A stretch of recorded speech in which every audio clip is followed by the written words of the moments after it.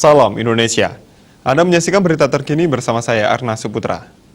Pemirsa, Paus Fransiskus tiba di Irak dalam rangkaian kunjungan bersejarah selama 4 hari di negara yang dicabik-cabik perang dan konflik internal tersebut.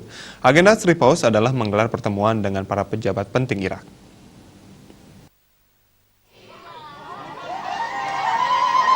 Ini merupakan kunjungan pertama seorang paus ke Irak, satu-satunya negara dalam sejarah Alkitab yang belum pernah dikunjungi seorang paus. Di Bandara Internasional Baghdad, Paus Fransiskus disambut oleh Perdana Menteri Mustafa Al-Kadhimi dan para pejabat Irak lainnya.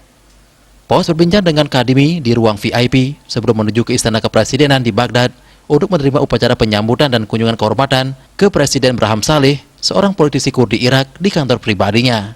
Fransiskus juga bertemu dengan para pejabat Irak, wakil-wakil masyarakat Madani, dan korps diplomatik di Istana Presiden.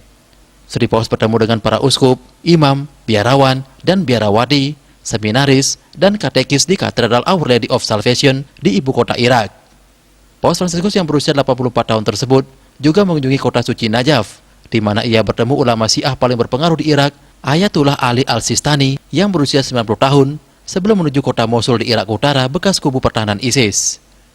Sri Paus juga mengunjungi Erbil, Karakos, dan Ur yang diyakini sebagai tempat kelahiran Ibrahim, yakni nabi yang dihormati dalam agama Islam, Yahudi, dan Kristen.